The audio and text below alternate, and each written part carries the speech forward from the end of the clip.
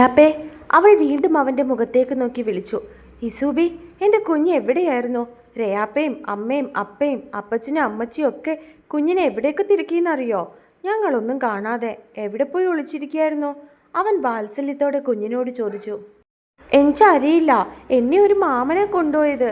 പള്ളി വെച്ച് ചീത്തൂനെ എന്നെ ആരോ വാപൊത്തിപ്പിടിച്ചു.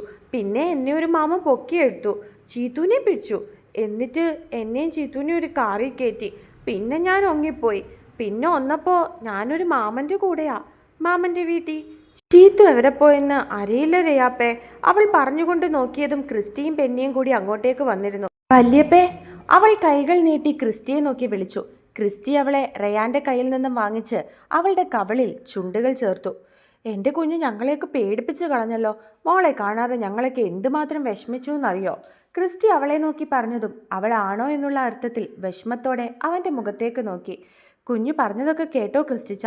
റയാൻ അവരെ രണ്ടുപേരെയും നോക്കി ചോദിച്ചതും അവർ രണ്ടുപേരും കേട്ടു എന്നുള്ള അർത്ഥത്തിലും അവനെ നോക്കി തലയാട്ടിയിരുന്നു. എന്നിട്ട് ആ മാമൻ മോളെ ഉപദ്രവിച്ചോ? വഴക്കു പറയോ അങ്ങനെ എന്തെങ്കിലും ചെയ്തോ? മോൾ ആ മാമനെ നേരത്തെ കണ്ടിട്ടുണ്ടോ? ക്രിസ്റ്റി വീണ്ടും സംശയത്തോടെ കുഞ്ഞിൻ്റെ മുഖത്തേക്ക് നോക്കി. എന്നെ ഒന്നും ചെയ്തില്ല, എൻ്റെ കൂടെ കളിച്ചു. പിന്നെ എനിക്ക് വെള്ളം തന്നു, ജ്യൂസ്, പിന്നെ എനിക്ക് മുട്ടായി തന്നു, ഉച്ചയ്ക്ക് ചോറും തന്നു. വേണ്ടാന്ന് ഞാൻ പറഞ്ഞിട്ടും എനിക്ക് വാരി തന്നു. പക്ഷേ പിന്നെ പിന്നെ എനിക്ക് അപ്പയും ചീത്തൂനെയും ഒക്കെ കാണണമെന്ന് തോന്നി. അത് പറഞ്ഞപ്പോൾ എന്നോട് പിന്നെ കൊണ്ടുപോവാന്ന് പറഞ്ഞു. പക്ഷേ പിന്നെ എന്നെ കൊണ്ടുപോയില്ല. അപ്പോൾ എനിക്ക് വിഷമം വന്നു, ഞാൻ കരഞ്ഞു. അപ്പോൾ എന്നെ കൊണ്ട് ഐസ്ക്രീം വാങ്ങിച്ചാൻ പോയി. അപ്പോഴാണ് ആൻറ്റിയെ കണ്ടത്. അവൾ ബെന്നിയുടെ പെണ്ണിൻ്റെ നേരെ കൈ ചൂണ്ടിക്കൊണ്ട് പറഞ്ഞു. അത് കേട്ട് അവൾ പുഞ്ചിരിച്ചുകൊണ്ട് എല്ലാവരുടെയും മുഖത്തേക്ക് നോക്കി. എന്താ പിന്നെ ശരിക്കും സംഭവിച്ചത്? കുഞ്ഞിനെ നിങ്ങൾക്ക് എങ്ങനെയാണ് കിട്ടിയത്? എന്നിട്ട് അയാൾ എവിടെ? ക്രിസ്റ്റി അവൻ്റെ മുഖത്തേക്ക് നോക്കി ചോദിച്ചു. സർ, എല്ലാം ഞാൻ പറയാം. ദേ, ഇത് ഞാൻ വിവാഹം കഴിക്കാൻ പോകുന്ന പെൺകുട്ടിയാണ്. പിന്നെ അവൻ അവളെ എല്ലാവർക്കും പരിചയപ്പെടുത്തി കൊടുത്തതും ക്രിസ്റ്റിയും റയാനും അവളെ നോക്കി പുഞ്ചിരിച്ചു. അവളാണെങ്കിൽ തിരികെയും.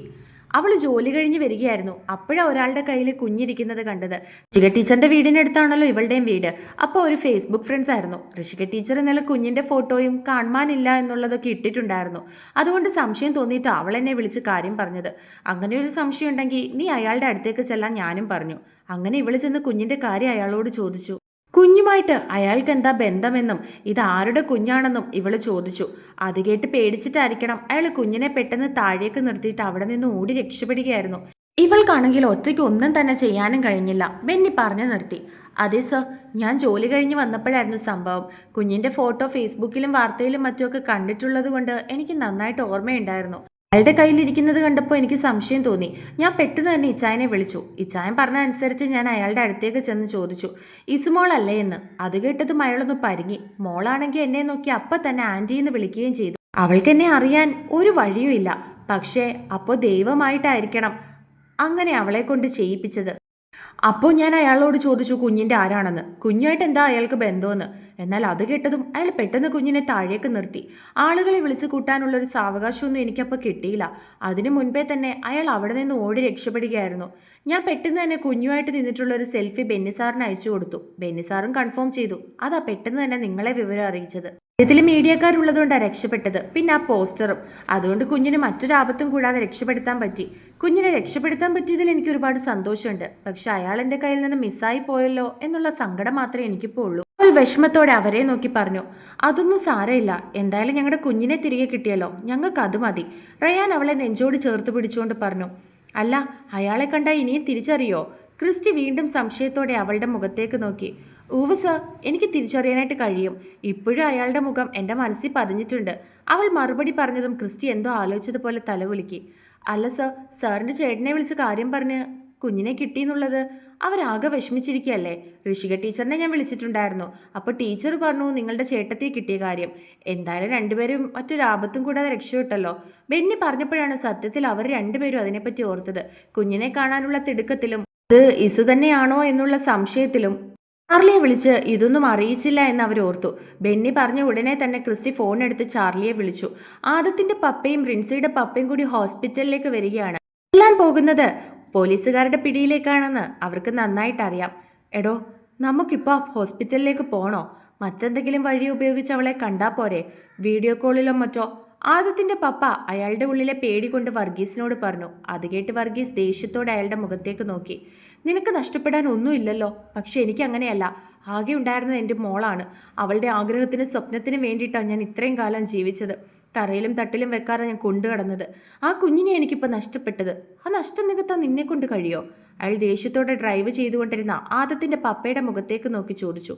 എന്നാൽ അയാൾക്ക് അതിന് മറുപടി ഒന്നും തന്നെ ഉണ്ടായിരുന്നില്ല. ഇതൊക്കെ സംഭവിച്ചാലും എനിക്ക് എൻ്റെ കുഞ്ഞിൻ്റെ മുഖം അവസാനമായിട്ട് കണ്ടേ പറ്റൂ. നിനക്ക് രക്ഷപ്പെടണമെങ്കിൽ ആവാം. പോലീസിന്റെ പിടിയിൽപ്പെട്ടാലും എനിക്കൊരു കുഴപ്പമില്ല. ഞാൻ ആരെയും കൊന്നിട്ടൊന്നുമല്ലല്ലോ, തട്ടിക്കൊണ്ടുപോയതല്ലേ. അതൊന്ന് 2 വർഷം ജയിലിൽ കിടന്നു കഴിയുമ്പോൾ തീർന്നോളും. അത് കഴിഞ്ഞ് പുറത്തേക്ക് ഇറങ്ങിക്കഴിഞ്ഞ് എല്ലാവരുടെയും നാശമായിരിക്കും. എൻ്റെ മോളില്ലാത്ത ഈ ലോകത്തിൽ ഒരുത്തനും ഒരുത്തികളും സന്തോഷത്തോടെ ജീവിക്കാൻ ഞാൻ സമ്മതിക്കില്ല. ഒരുതരം വാശിയോടെ ആദത്തിന്റെ പപ്പയുടെ മുഖത്തേക്ക് നോക്കി പറഞ്ഞു. അത് കേട്ട് ആദത്തിന്റെ പപ്പ കാർ ഒരു സൈഡിലേക്ക് ഒതുക്കി. വർഗീസ് സംശയത്തോടെ അയാളുടെ മുഖത്തേക്ക് നോക്കി. എനിക്ക് രക്ഷപ്പെടണം വർഗീസെ. പോലീസിന്റെ കയ്യിൽ ചെന്ന് പെടാൻ ഞാൻ ഒരുക്കമല്ല. അത് എൻ്റെ സ്റ്റാറ്റസിന് ചേർന്നതല്ല. അയാൾ വർഗീസിന്റെ മുഖത്തേക്ക് നോക്കി പറഞ്ഞതും വർഗീസ് പുച്ഛത്തോടെ ഒന്ന് ചിരിച്ചു. ആദത്തിന്റെ പപ്പ ഡ്രൈവർ സീറ്റിൽ നിന്നും പുറത്തേക്ക് ഇറങ്ങി. താൻ പോയി തൻ്റെ മകളെ കാണുകയോ പോലീസിനെ കീഴടങ്ങിയോ എന്താണെന്ന് വെച്ചാൽ ചെയ്തോളൂ. അയാൾ പുറത്തേക്ക് ഇറങ്ങിയതിനു ശേഷം വർഗീസിന്റെ മുഖത്തേക്ക് നോക്കി പറഞ്ഞു. വർഗീസ് അത് കേട്ടതും കോ ഡ്രൈവർ സീറ്റിൽ നിന്നും ഇറങ്ങിയതിനു ശേഷം ഡ്രൈവർ സീറ്റിലേക്ക് കയറി. പിന്നെ അയാളെ നോക്കി പുച്ഛത്തോടെ ഒന്ന് ചിരിച്ചതിന് ശേഷം കാർ സ്റ്റാർട്ട് ചെയ്തു. പിന്നെ കാർ മുൻപിലേക്ക് എടുത്തു. ആദത്തിന്റെ പപ്പ ആ കാർ നീങ്ങുന്നത് നോക്കി നിന്നു. അയാൾ പുറകിലേക്ക് നടക്കാൻ തുടങ്ങി. അയാൾക്ക് എങ്ങനെയെങ്കിലും പോലീസിന്റെ കയ്യിലൊന്നും പെടാതെ രക്ഷപ്പെടണം എന്നൊരു ചിന്ത മാത്രമേ ഉണ്ടായിരുന്നുള്ളൂ. എന്നാൽ അയാൾ പുറകിലേക്ക് നടന്നതും കുറച്ച് മുൻപിലേക്ക് നീങ്ങിയ വർഗീസ് കാർ അവിടെ നിന്നും തിരിച്ചു. ആദത്തിന്റെ പപ്പയ്ക്കൊന്ന് തിരിഞ്ഞു നോക്കാൻ പോലുമുള്ള സാവകാശം കൊടുത്തിരുന്നില്ല അയാൾ. അതിനു മുൻപേ തന്നെ അയാളുടെ ശരീരത്തിലൂടെ ആ കാറ് കയറിപ്പോയിരുന്നു. ശേഷം ഒരു സെക്കൻഡ് പോലും അവിടെ നിൽക്കാതെ വർഗീസ് ആ കാറുമായി അവിടെ നിന്നും കടന്നു കളഞ്ഞു. അപ്പോഴേക്കും ആളുകളും ബഹളവും ഒക്കെ തന്നെയായി. ആദത്തിന്റെ പപ്പ ഒരിറ്റ് വെള്ളത്തിനും ജീവനും വേണ്ടി ആ നടു റോഡിൽ പിടഞ്ഞു പോയിരുന്നു. അങ്ങനെ എന്നെ മാത്രം ഇട്ടുകൊടുത്തിട്ട് നീ രക്ഷപ്പെട്ടു പോവണ്ട. കൊലക്കുറ്റം കൂടി ചേർന്ന് ഒരു 5-6 വർഷം ഞാൻ ജയിലിൽ കിടക്കേണ്ടി വരുമായിരിക്കും. ചിലപ്പോൾ ജീവപര്യന്തം. അതൊന്നും സാരമില്ല. എനിക്ക് നഷ്ടപ്പെട്ട എൻ്റെ മകളേക്കാൾ വലുതൊന്നും അല്ല എനിക്കത്. ഇനി ഞാൻ സമ്പാദിച്ചു കൂട്ടിയ സ്വത്തും എൻ്റെ പണമൊക്കെ ആർക്ക് വേണ്ടിയിട്ടാ? അതൊക്കെ വിറ്റിട്ടാണെങ്കിലും ജീവപര്യന്തം ഞാൻ ഇല്ലാതെയാക്കും. എന്നാലും എൻ്റെ മുൻപിൽ നീ ഒന്നും സന്തോഷത്തോടെ ഇരിക്കുന്നത് എനിക്ക് കാണണ്ട. ഒരുതരം ഭ്രാന്തോടെയും വാശിയോടെയും സ്വയം പറഞ്ഞുകൊണ്ട് അയാൾ കാർ സ്പീഡിലേക്ക് അവിടം വിട്ടു പോയിരുന്നു. ഐസിയുവിന്റെ മുൻപിൽ എല്ലാം നഷ്ടപ്പെട്ടവനെ പോലെ ആകെ തളർന്നിരിക്കുകയാണ് ചാർലി. ഷീതുവിനെ കണ്ടെത്തിയെന്നുള്ളതും അവളിപ്പോൾ തൻ്റെ കൺമുൻപിൽ ഉണ്ടല്ലോ എന്നുള്ള സമാധാനവും ഉണ്ടെങ്കിലും കുഞ്ഞിനെ കണ്ടെത്താൻ പറ്റാത്തതിൽ അവൻ ആകെ തളർന്നു പോയിരുന്നു. ഇനി എവിടെ ചെന്ന് കുഞ്ഞിനെ അന്വേഷിക്കും, ആരോട് അന്വേഷിക്കും എന്നുള്ള സംശയമായിരുന്നു അവന്. രഞ്ജിത്താണെങ്കിൽ എന്തെങ്കിലും അറിയുകയാണെങ്കിൽ വിളിക്കാമെന്ന് പറഞ്ഞെങ്കിലും പിന്നീട് യാതൊരു വിവരവും ഉണ്ടായിരുന്നില്ല. അതിൽ നിന്നും കുഞ്ഞിനെ പറ്റിയുള്ള വിവരങ്ങൾ ഒന്നും തന്നെ ലഭിച്ചിട്ടില്ല എന്ന് ചാർലിക്ക് മനസ്സിലായി. ചാർലി, എടോ, താൻ ഇങ്ങനെ സങ്കടപ്പെടാതെ. കുഞ്ഞിനെ നമുക്ക് കിട്ടും, എനിക്കുറപ്പുണ്ട്. അങ്ങനെയൊന്നും ഈശ്വരൻ നമ്മളെ കൈവിടില്ലടോ. ദേവൻ അവൻ്റെ തോളിൽ തട്ടി അവനെ സമാധാനിപ്പിച്ചുകൊണ്ട് പറഞ്ഞു. എന്നാൽ ആരൊക്കെ എന്തൊക്കെ പറഞ്ഞ് സമാധാനിപ്പിച്ചു എന്ന് പറഞ്ഞാലും അവൻ്റെ ഉള്ളിൻ്റെ ഉള്ളിൽ ആവലാതി മാത്രമായിരുന്നു. ഒരു അപ്പൻ്റെ വേവലാതിയായിരുന്നു.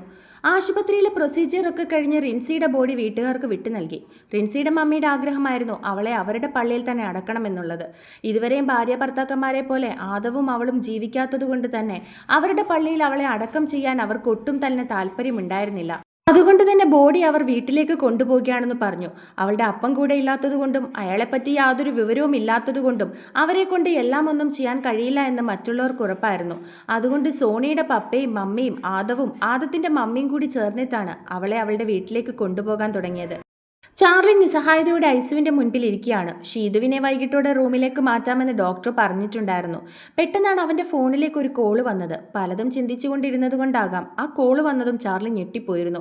പിന്നെ വെപ്രാളത്തോടെ ഫോൺ എടുത്തു. കുഞ്ഞിനെ പറ്റിയുള്ള എന്തെങ്കിലും വിവരം രഞ്ജിത്തിന് കിട്ടിക്കാണുമെന്നാണ് ചാർലി കരുതിയത്. അവൻ ഫോൺ എടുത്തു നോക്കിയതും ക്രിസ്റ്റി എന്നാണ് കണ്ടത്.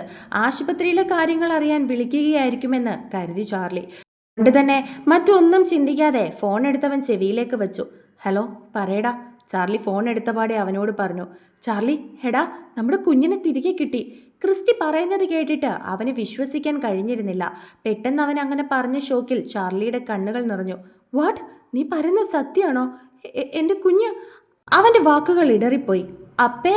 പെട്ടെന്ന് കുഞ്ഞിൻ്റെ വിളി കേട്ടു. ഇസു, മോളെ. ചാർലി അവളെ തിരികെ വിളിച്ചു. ഞാൻ വന്നു അപ്പേ, അവൾ ഫോണിൽ കൂടി അവനോട് പറഞ്ഞു. നീ അവളുടെ ശബ്ദം കേട്ടോ ചാർലി? നിനക്കിപ്പോൾ വിശ്വാസമായോ?